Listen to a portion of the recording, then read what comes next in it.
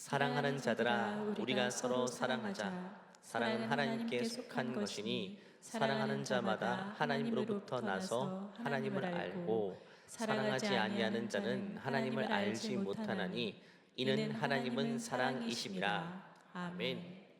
우리가 하나님을 아버지이자 내 인생의 주인으로 모시고 살아갈 때 그 하나님이 어떠한 분이신지 우리 제대로 아는 것이 너무 중요한, 그분을 내 아버지로 만났는데 아버지가 과연 어떤 분인지 모르고 산다는 것이 참 무서운 일인 것이죠. 자녀는 가정이라는 울타리 안에서 아버지의 절대적인 영향을 받고 자라갑니다. 사회심리학자들이 한결같이 하는 말은 인간의 도덕성과 가치관은 국가 질서와 국가에 제시하는 어떤 규범으로부터 영향받는 것이 아니라 거의 100% 가족이라는 울타리 안에서 절대적인 영향을 받는다고 이야기해요.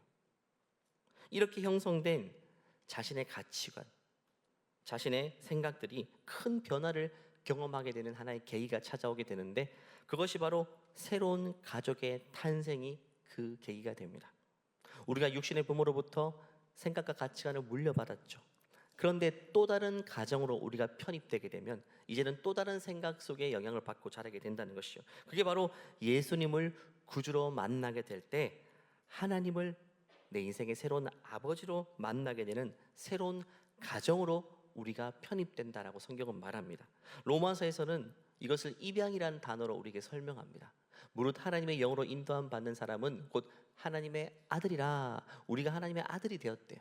너희는 다시 무서워하는 종의 영을 받지 아니하고, 한마디로 하나님은 우리를 종으로 초대하신 것이 아니라 양자의 영을 받았으므로 우리가 아빠, 아버지라고 부르짖느니라. 하나님을 주인님이 아니라 아버지라고 부를 수 있게 되었다라고 이야기하죠. 그래서 이것을 증거하는 것이 성령이 친히 우리의 영과 더불어 우리가 하나님의 자녀인 것을 증언하시나니, 자녀이면 또한 상속자 곧 하나님의 상속자요 그리스도와 함께한 상속자니 우리가 그와 함께 영광을 받기 위하여 고난도 함께 받아야 할 것이라 라고 성경은 말합니다. 우리는 하늘 아버지를, 하나님을 아버지로 만나게 되었죠. 이것은 새로운 가정으로 우리가 입양된 것과 마찬가지라고 이야기합니다. 우리는 원래 참 비천한 인생이었죠. 죄로 인해 죽을 수밖에 없는 인생이었는데 하나님께서 우리에게 찾아오셔서 손을 내밀어 주시고 우리를 종의 자리가 아닌 자녀의 자리로 초대하셔서 새로운 가정 안에 우리를 편입시켜 주셨다라고 성경은 말합니다. 그리고 그렇게 새로운 가정으로 편입된 하나님의 자녀가 되면 그 특권이 무엇인가? 17절 말씀처럼 자녀이면 뭐라고 하죠? 또한 상속자라고 말합니다. 여러분, 우리 집에 있는 자녀가 내 상속자죠. 법적 상속자죠. 똑같은 말이 되는 것입니다. 우리가 하나님의 자녀가 되었다는 것은 하나님의 그 좋은 유산들이 우리에게 그대로 물려진다는 것을 말합니다. 우리는 어떤 대가도 없이 하나님의 상속자가 되는 것입니다. 그래서 우리가 그와 함께 영광 받기 위하여 고난도 함께 받아야 된다라고 이야기합니다. 무엇을 상속받은 것일까요? 하나만 이야기하면요, 천국입니다.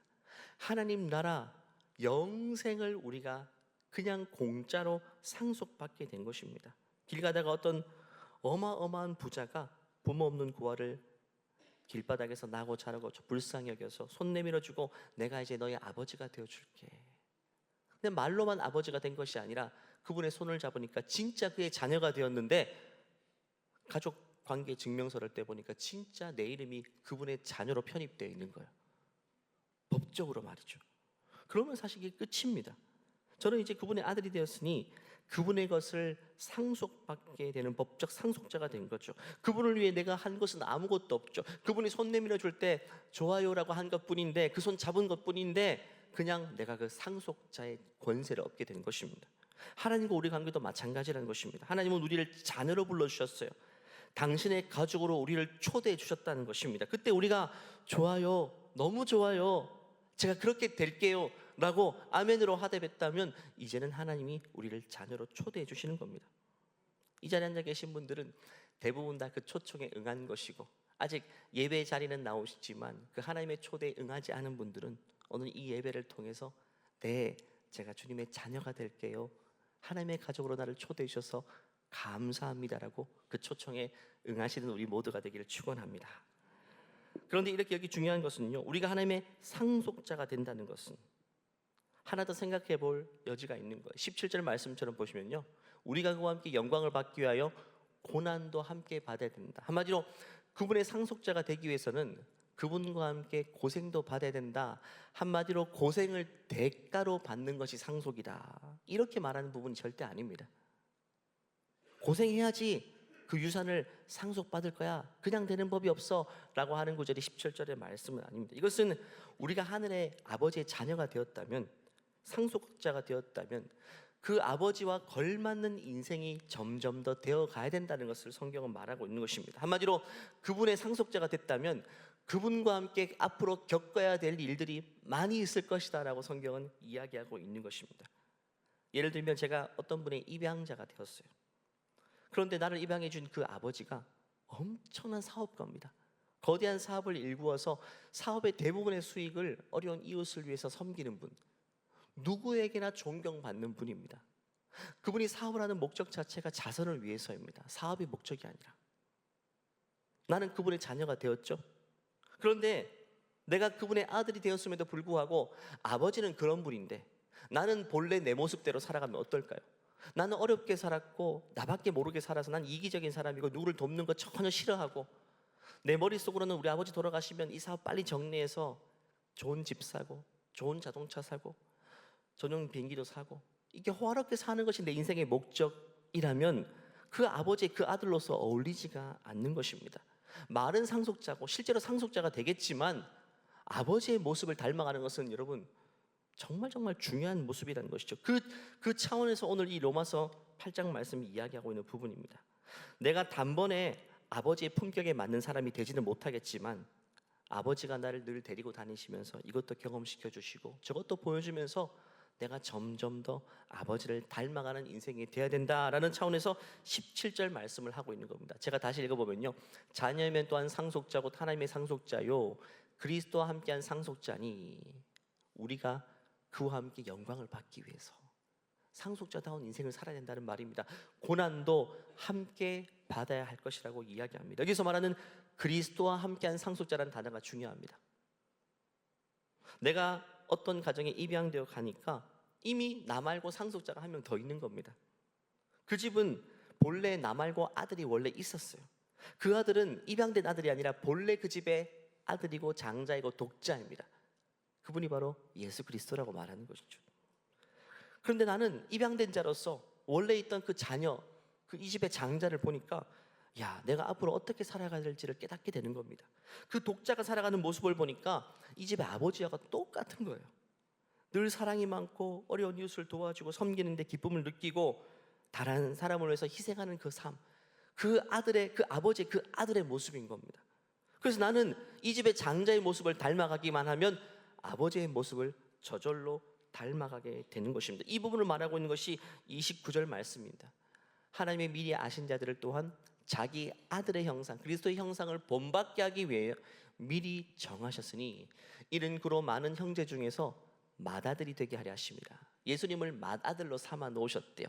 그 뒤에 이 가정으로 편입되는 아이들이 이 맏아들의 모습을 통해서 아버지의 모습을 배워가게 된다. 방금 읽은 구절을 메시 성경으로 읽으면 좀 더 잘 이해가 됩니다. 처음부터 하나님은 그분을 사랑하는 사람들의 삶을 그분 아들의 삶을 본떠 빚으시려고 결정해 두셨습니다.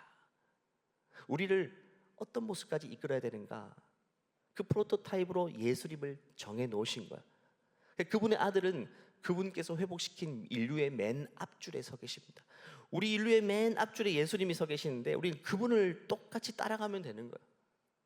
그분을 바라볼 때 우리는 우리 삶이 본래 어떤 모습이어야 했는가를 깨닫게 된다라고 메시 성경 번역은 이야기하죠. 그 말씀을 이야기하고 있는 것입니다. 그래서 결론적으로 우리가 이 땅에서 하나님을 아버지로 모시게 되었다면, 그 거룩한 가정에 편입되었다면 그분의 상속자가 된 것이고 그분의 상속분에 걸맞는 모습, 아버지를 닮아가는 모습으로 자라가야 된다라고 이야기하는 것이 오늘 본문의 모습. 이런 전제 속에서 오늘 읽었던 요한 1서 말씀을 다시 한번 읽어보면요, 그 아버지가 도대체 어떤 분이신가, 우리가 아버지의 어떤 모습을 닮아가야 되는가, 그걸 이야기하고 있는 것이 오늘 본문입니다. 사랑하는 자들아 우리가 서로 사랑하자. 사랑은 하나님께 속한 것이니 사랑하는 자마다 하나님으로부터 나서 하나님을 알고 사랑하지 아니하는 자는 하나님을 알지 못하나니, 한마디로 하나님과 상관없는 사람이란 말입니다. 이는 하나님은 누구라고요? 사랑이시다.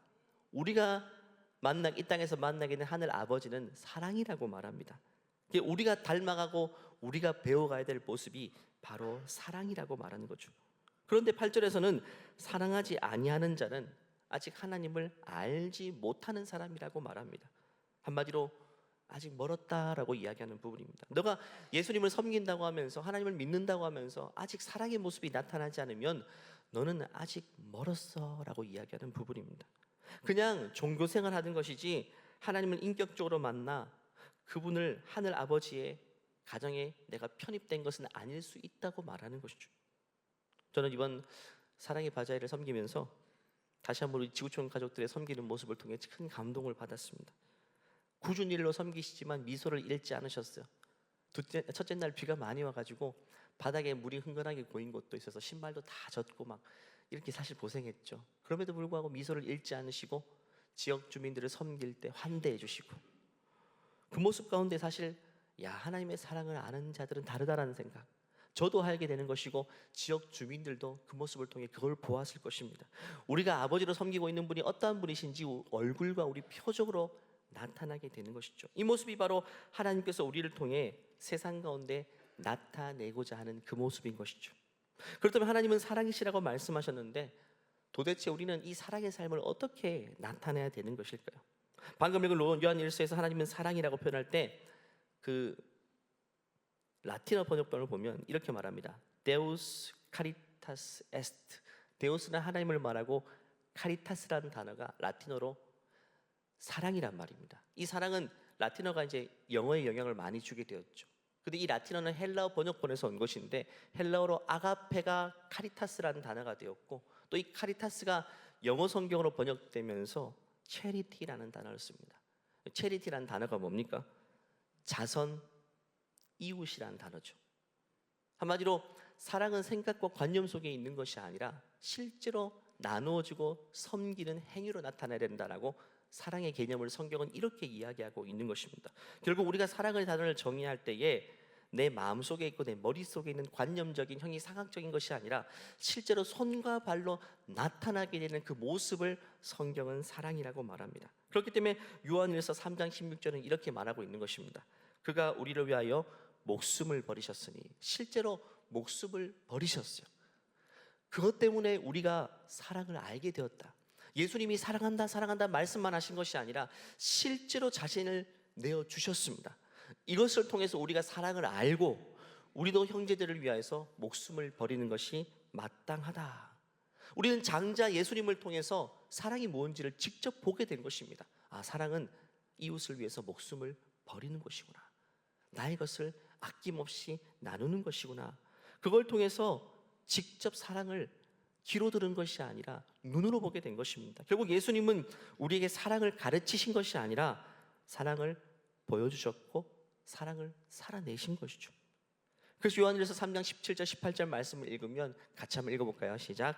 누가 이 세상의 재물을 가지고 형제의 궁핍함을 보고도 도와줄 마음을 닫으면 하나님의 사랑이 어찌 그 속에 거하겠느냐. 자녀들아, 우리가 말과 혀로만 사랑하지 말고 행함과 진실함으로 하자. 우리가 말과 혀로 사랑하는 것 사실 신물이 나죠. 말로만 입으로만 떠드는 사랑, 그건 사랑이 아님을 우리가 살아가면서 너무 많이 경험하죠. 사랑한다 하면서도 실제로 내가 느끼기에는 사랑으로 느껴지지 않는 이유가 뭐냐면 행함이 없기 때문에, 내 입술의 고백과 행위가 모순적인 삶이 보이기 때문에 우리는 사랑으로 느껴지지 않죠. 사랑이 뭔가 말로 떠드는 것과 손과 발이 움직이는 것이 일치하는 것이 사랑이라고 말합니다. 그래서 행함과 진실함으로 사랑하자라고 이야기하는 것이죠. 저는 우리 지구촌 교우 모든 분들이 행함과 진실함으로 우리 속에 있는 그 예수님의 사랑을 이웃들에게 나타내는 복된 인생 되시기를 간절히 축원합니다. 그렇다면 성경은 우리가 이렇게 나눔, 섬김, 사랑의 삶을 살아가는 걸 통해서 우리 인생을 어디까지 이끌기를 원하시는 걸까요? 그것은 바로 사랑의 나눔을 통해서 하나님은 우리를 넉넉히 채우기를 원하신다는 겁니다. 우리가 이웃을 채우는 행위이지만 사실 실제적으로는 그 모습을 통해 하나님은 우리를 채우기를 원하신다. 이게 성경의 메시지입니다. 고린도서 말씀 보면 각각 그 마음에 정한 대로 할 것이고 인색함으로 억지로 하지 말지니 하나님을 즐겨내는 자를 사랑하신다고 말씀하세요. 너 하나님은 능히 모든 은혜를 너희에게 넘치게 하시나니 하나님은 넉넉히 주신다. 이는 너희로 모든 일에 항상 모든 것이 넉넉하여 모든 착한 일을 넘치게 하려 하십니다. 우리에게 뭔가 손에 쥐어진 것이 있다면 그 이유가 뭐냐? 흘려보내란 겁니다. 움켜쥐지 말고 더 많은 걸 주셨다면 더 많은 것을 나누라는 메시지로 우리에게 많은 걸 쥐어주셨다. 그래서 기록된 바 그가 흩어 가난한 자들에게 주었으니 그 의가 영원토록 있다. 이게 계속 아름답게 선순환이 이루어진다라고 성경은 말하는 것입니다. 결국 하나님은 우리를 축복하기를 원하시는 거죠. 6절 말씀 보면 그 직전의 말씀을 보면 이것이 곧 적게 심는 자는 적게 거두고 많이 심는 자는 많이 거둔다. 농사일에 비유합니다. 자선의 일을 이웃을 위해서 많이 나누는 것을 가지고 곧 많이 심는 것이라고 말하고 적게 나누는 것을 적게 심는 것, 농사일만큼 정직한 일이 없는 것처럼 이웃을 위해서 많이 나누면 나눌수록 많은 것들이 돌아올 것이라고 성경은 그렇게 분명히 선언하고 있습니다. 결국 이웃사랑과 자선의 삶은요, 우리가 이웃을 축복하는 방법이기 이전에 실제로는 하나님이 우리를 축복하시는 방법이 되는 것입니다. 여러분 하나님께 복 받기를 원하십니까? 그 방법은 단순합니다. 이미 우리가 받은 복을 이웃에게 흘려보내는 겁니다. 그러면 계속 선순환이 이루어지게 되는 것이죠. 잠언 11장 말씀 아마 많이 들어보셨을 겁니다. 흩어 구제하여도 더욱 부하게 되는 일이 있나니 하나님 나라의 법칙입니다. 계속 나눠주는데 나눠주면 없어지고 고갈돼야 되는데 더 많이 생기는 거예요. 이런 일이 하나님 나라의 법칙이라 말합니다. 반대로 과도히 아껴도 움켜쥐고 살아도 오히려 움켜쥐고 모으면 많아져야 되는데 많아지는 게 아니라 오히려 가난하게 될 뿐이라고 이야기합니다. 이게 하나님 나라의 법칙이다.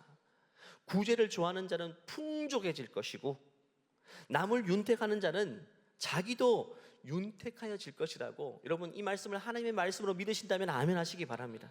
이 원리가 우리의 삶에 그대로 적용되는 것입니다. 잠언 19장 말씀은 비슷하게 이렇게 말합니다. 가난한 자를 불쌍히 여기는 것은 어떻게 표현합니까? 여호와께 구워드리는 것이니. 하나님께 우리가 돈 빌려줄 수 있습니까? 어떻게 빌려줄 수 있겠어요? 근데 그렇게 비유하는 겁니다. 그만큼 이렇게 비유하는 거예요. 그의 선행을 그에게 갚아주신다. 하나님이 우리에게 돈 빌리시고 안 갚는 분일까요? 그냥 빌린 대로 갚으실까요? 어린 자녀에게 우리가 돈 빌릴 일도 없겠지만 자녀에게 돈 빌리게 된다면 받은 그대로 주지는 않겠죠. 몇 배나 주겠죠. 하나님도 우리에게 10배, 100배 많은 것들로 갚아주신다라고 이야기하는 겁니다. 그만큼 우리가 이웃을 위해서 내 것을 나누고 섬기는 일, 흘려보내는 이 섬김의 삶은 이웃을 복되게 할 뿐만 아니라 진짜 그것은 나 자신을 복되게 하는 일이라고 성경은 여러 군데에서 계속해서 강조하고 있는 것입니다. 현대인들의 가장 큰 관심은 아마 투자죠. 자나깨나 투자 아닙니까? 있어도 투자고 없어도 투자에 관심을 가지죠. 근데 우리가 아는 것처럼 투자에는 이 딜레마가 있지 않습니까? 리스크와 수익의 모순 관계가 있죠.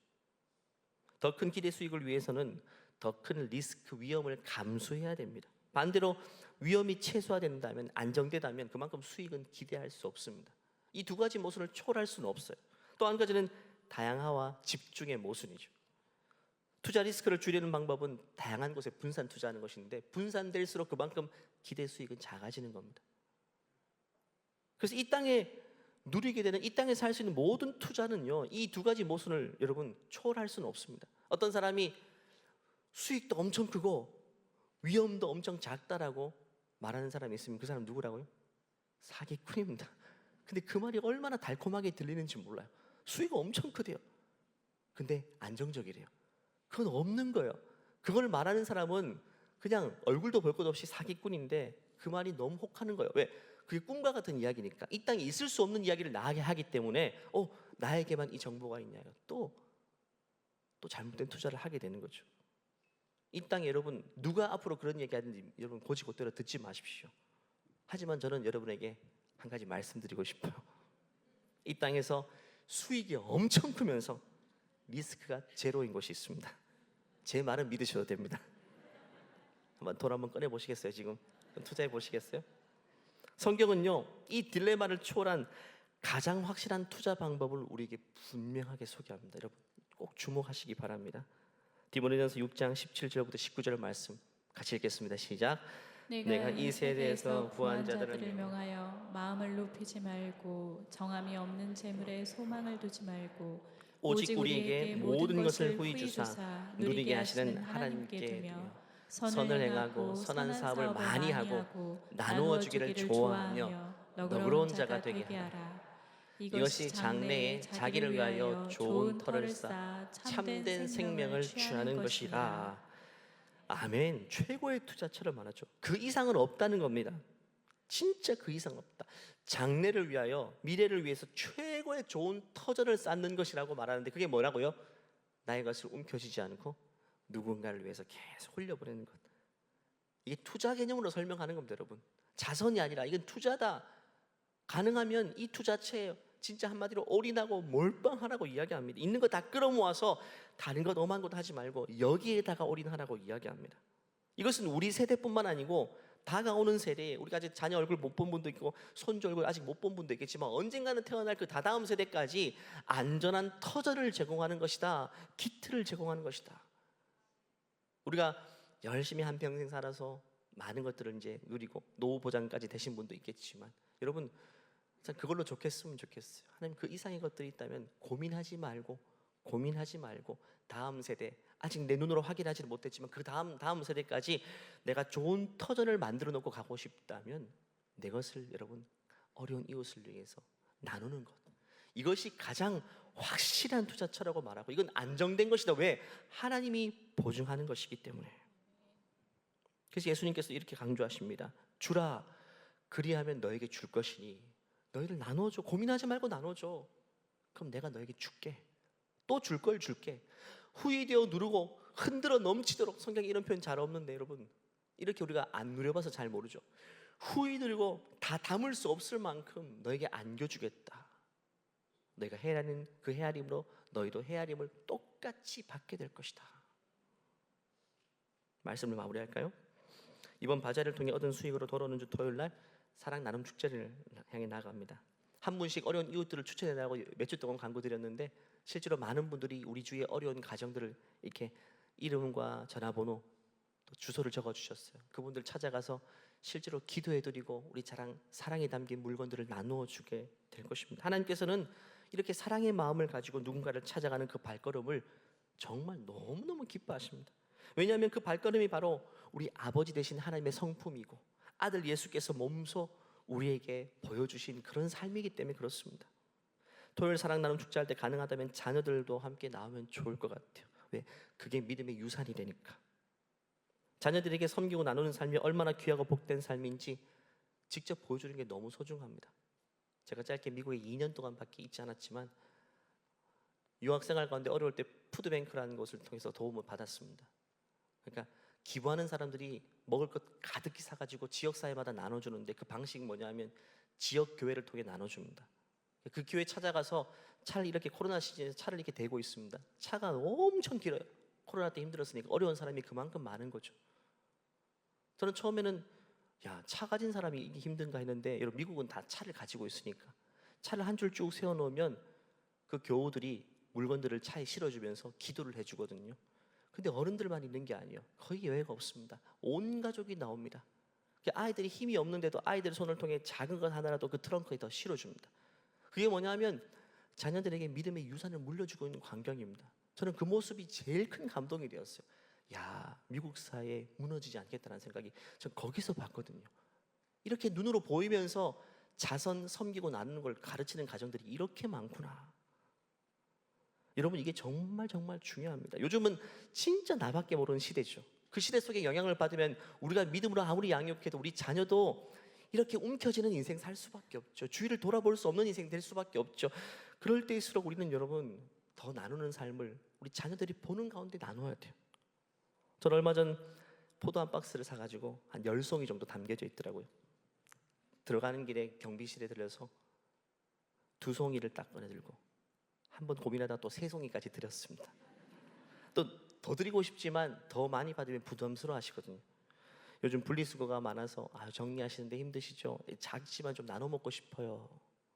제가 왜 이렇게 한 번씩 하냐 하면 저희 아파트에 사시는 분들 우리 교우들이 좀 많이 사시는 편인데 특히 한 분이 아파트 입구에 들어가면서 자주 경비실에 문 열고 대화 나누시고 가방에서 쓱 꺼내서 이렇게 드세요. 자주 볼 수 있는 장면입니다. 제가 그 모습 보고 사실 영향을 굉장히 많이 받았거든요. 또 제가 왜 그렇게 하냐면 우리 자녀가 진짜 이 모습 보고 배웠으면 좋겠어요. 다른 모습보다 이 모습 보고 자녀가 이거 하나는 정말 기록해 줬으면 좋겠다는 생각이 들어요. 우리 자녀가 탁월한 인생 되거나 부유한 인생 되는 것보다 작은 것이라도 좀 이웃과 나누며 사는 삶, 이것이 가진 가치를 아는 그런 아이로 자랐으면 좋겠다는 생각이 정말 간절해요. 왜냐하면 성경에서 거듭 강조하기를 이러한 삶보다 더 복된 삶은 없다고 성경은 계속 강조하기 때문에, 이건 하늘 아버지를 닮은 삶이기 때문에.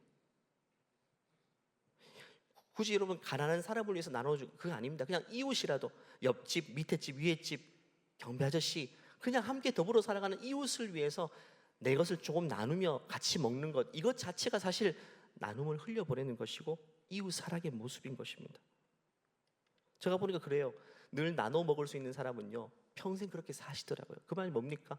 나눌 것이 있다는 거죠. 늘 나눠 먹는 사람을 나눌 것이 있게 하나님이 그렇게 축복해 주시는 겁니다. 나라도 마찬가지입니다. 가정뿐만 아니라 한 나라도 마찬가지요. 국제학에서 그렇게 배웠어요. 자선을 잘하는 나라는 절대 가난해지지 않는다. 잘 나누어주는 나라는 절대로 가난해지지 않는다. 실제로 이게 정말 증거로 나타나고 있죠. 요즘 미국과 중국 초강대국의 힘겨루기 싸움이 진행되는데 결론은 이미 났습니다. 뭘 보면 알 수 있냐? 두 나라 중에 어느 나라가 잘 나누는 나라인지, 더 많은 것들을 섬기는 나라인지, 그것만 봐도 하나님이 어떤 나라의 손을 들어주시는지 결과가 뻔히 보이는 겁니다. 이렇게 많은 가정들이 이 자리에 가득히 앉아있고 수많은 가정이 세상 가운데 살아가지만 하나님이 누구의 손을 들어주시고 누구에게 좋은 것들을 나누어 주시는가? 자꾸 흘려보내는 가정에 더 많은 걸 주시겠죠. 그래야지만 그 가정에 또 흘려보내니까. 가두는 가정에는 안 주십니다. 안 나누니까. 자꾸 나누는 가정에 또 주시고 또 주셔서 또 흘려보내게 만드시는 것이 하나님 나라의 법칙인 것입니다. 저는 이 자리에 계신 모든 지구촌 가정들이 물된 동산같이, 마르지 않는 나무같이 하나님이 계속 주셔서 잘 흘려보낼 수 있는 복된 믿음의 명문 가문들 되시기를 간절히 축원합니다. 마지막 끝으로 이 말씀으로 축복하기를 원하는데요, 바로 신명기 28장 말씀, 진짜 놀라운 축복의 말씀. 이 말씀을 아멘으로 받았으면 좋겠는데 전제가 달려 있습니다. 그 전제가 뭐냐면 내가 내 하나님 여호와의 말씀을 청종하면 이 복이 너와 내 가정에 임할 것이다.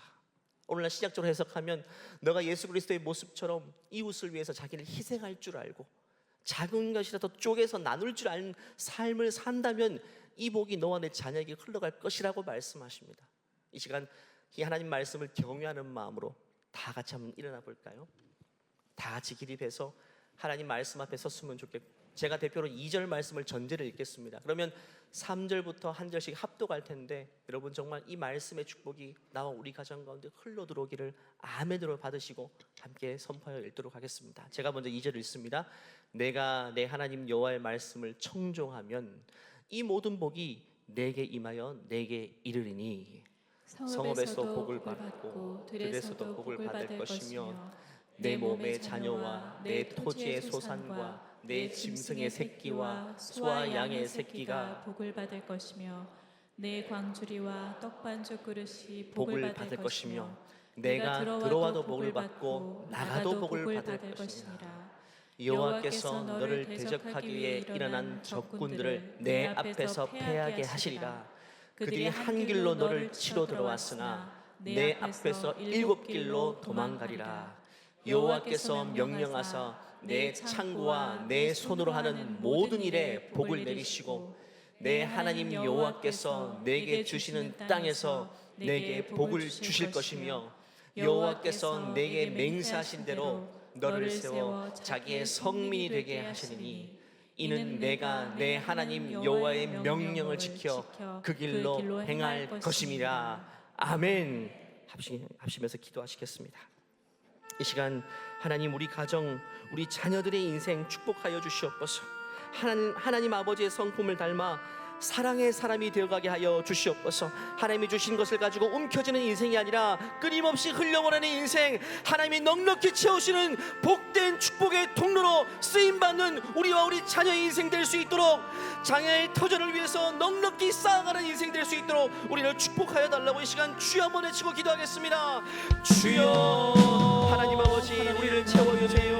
끊임없이 흘려보내게 도와주시옵소서. 하나님이 이미 주신 것을 가지고 나누며 흘려보내고 함께 더불어 살아가는 법을 우리가 배울 수 있도록 도와주시옵소서. 오늘 신명기 28장 말씀처럼 내 몸의 자녀와 내 토지의 소산과 내 짐승의 새끼와 소양의 새끼가 복을 받게 될 것이라고 말씀하시고, 내 광준이와 떡반죽이 그릇이 복을 받게 될 것이라고 말씀하시고, 들어가도 복이 되고 나와도 복이 된다고 말씀하신 것처럼 하나님 아버지, 나는 우리의 모든 믿음의 가정들을 통해서 이 놀라운 축복의 말씀을 가정 가운데 이루어질 수 있도록 우리를 사용하여 주시옵소서. 하나님 아버지, 이것을 사랑하는 마음, 아버지를 닮은 마음이 우리에게 부어질 수 있도록 도와주시고, 우리 믿음의 자녀들이 끊임없이 이 삶을 이어갈 수 있도록 하나님 축복하여 주시옵소서. 하나님 아버지, 오늘 말씀 앞에 정말 적극적으로 반응하기를 원합니다. 하나님, 우리에게 주신 것이 크든 작든 만족스럽든 아직 불만족스럽든 이 작은 것을 가지고 또 쪼개어서 하나님, 내 주위에 있는 소중한 이웃들을 향해서 망설이지 않고 나누어줄 수 있도록 도와주시옵소서. 우리가 흘려보내는 만큼 하나님 또 다른 것들로 채워주실 줄 믿습니다. 이 자리에 계신 분뿐만 아니고 우리 자녀 세대도 이 아름다운 믿음의 DNA를 배워갈 수 있도록 우리 믿음의 가문, 명문 가문으로 주님 세워주시옵소서. 함께 하실 주님 찬양하며 거룩하신 예수님의 이름으로 기도하옵나이다. 아멘. 나눌 것이 있게 하신 하나님께 감사의 박수를 드릴까요? 나눌 것이 있게 하신 하나님 감사합니다. 나눌 수 있게 하신 것 감사합니다. 주님 받아주시옵소서. 이 시간 마지막으로 이 박수 치면서 이 찬양 힘차게 찬양하고 예배를 마치겠습니다. 아름다운 사랑을 나눠요, 주님의 사랑을. 우리 모두 사랑을 나눠요, 내 맘에 기쁨이 넘치게. 한 번 더. 아름다운 사랑을 나눠요, 주님의 사랑을. 우리 모두 사랑을 나눠요, 내 맘에 기쁨이 넘치게. 사랑을 심어요, 온 세상에 주님 사랑 넘치도록.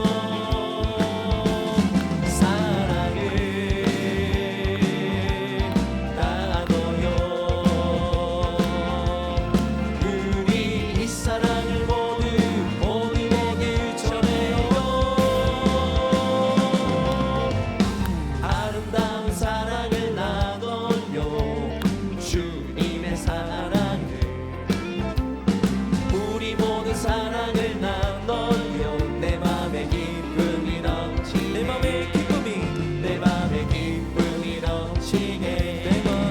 내 맘에 기쁨이 넘치게. 우리 하나님께 영광의 박수를 드릴까요?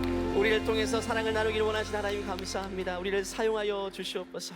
이제는 우리 주 예수 그리스도의 은혜와 하나님의 무한하신 사랑과 우리 안에 내주하시는 성령의 교통하심이 이제는 하나님이 주신 그 축복을 가지고 이웃을 위해서, 어려운 소중한 분들을 위해서 나의 것을 아낌없이 나누기를 소원하는, 또 그것이 우리 자녀 세대까지 이어가기를 소원하는 모든 믿음의 가정 위에 이제로부터 영원토록 함께 하시기를 간절히 축원하옵나이다.